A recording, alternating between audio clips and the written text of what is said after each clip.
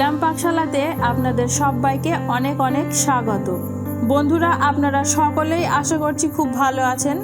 আমিও খুব ভালো আছি। আজকে আমি আপনাদের সঙ্গে শেয়ার করব সুজির মিষ্টি। বাড়িতে কোনো গেস্ট আসলে ঝটপট বানিয়ে নিতে পারেন এই মিষ্টি। তাছাড়া এটি দেখতে যেমন সুন্দর, খেতেও ততটাই সুন্দর। তো চলুন বন্ধুরা, আর দেরি না করে ঝটপট দেখে নেওয়া যাক আমার আজকের এই রেসিপি। সুজির এই মিষ্টি বানানোর জন্য প্রথমে গ্যাস অন করে একটি প্যান বসিয়েছি। প্যানটি গরম হয়ে গেছে। এখন 1 টেবিল চামচ ঘি দিয়ে দিচ্ছি। সুজি ভেজে নেব।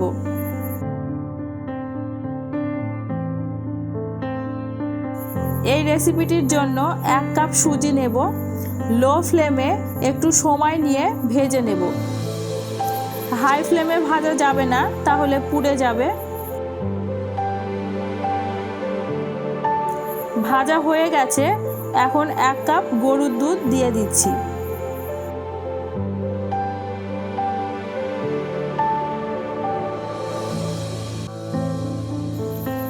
এই সময় নাড়া বন্ধ করা যাবে না, তা না হলে দলা পাকিয়ে যাবে আর সুজি খুব তাড়াতাড়ি ঘন হয়ে যায়। এখন অনবরত নেড়েচেড়ে মিশিয়ে নেব। একটু বাদেই দেখা যাবে অনেকটা ডোয়ের মতো হয়েছে। ঠিক এই সময়তেই নামিয়ে নেব।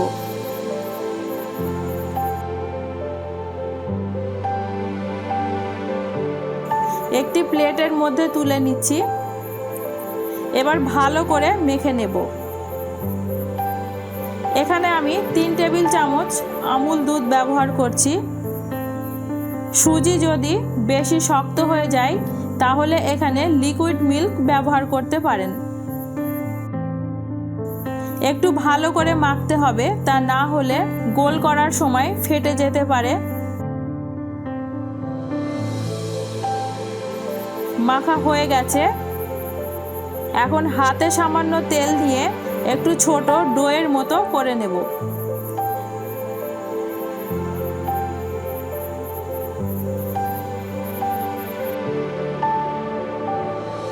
এরপর এটা গোল করে একটু চ্যাপ্টা করে নেব।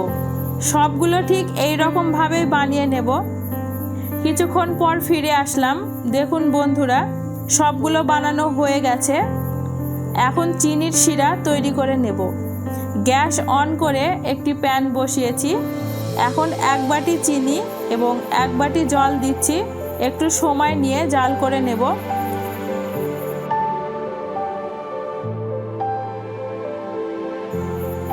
দুটি ফাটিয়ে নেওয়া ছোট এলাচ দিয়ে দিচ্ছি। সামান্য একটু ঘন হওয়া পর্যন্ত অপেক্ষা করব। খুব বেশি জাল দেওয়ার দরকার নেই। 3 মিনিট জাল করে নেব।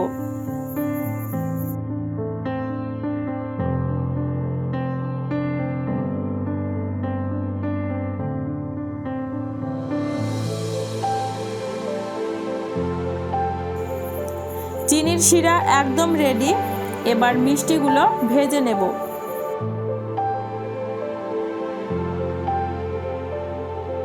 একটি প্যান বসিয়েছি।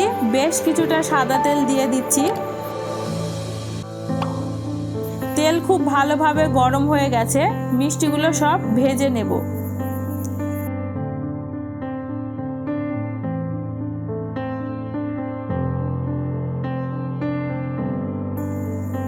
একটু সময় নিয়ে ব্রাউন কালার করে ভাজতে হবে।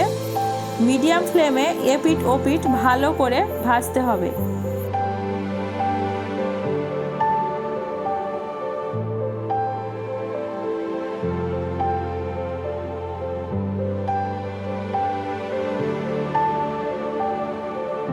ঠিক এই রকম লাল করে ভাজতে হবে।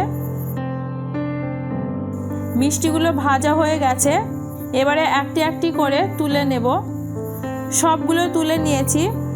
এখন চিনির শিরার মধ্যে সবগুলো দিয়ে দেব। শিরাটা হালকা গরম থাকা অবস্থায় দিতে হবে।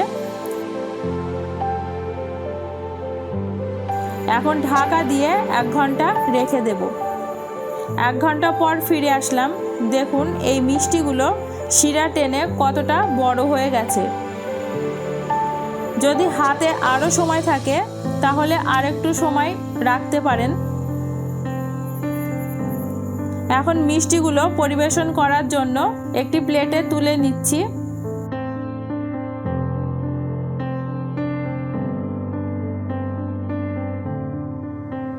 একটি মিষ্টি কেটে দেখিয়ে দিচ্ছি, দেখুন বন্ধুরা ভিতরটা কতটা সফট আর রসালো হয়েছে।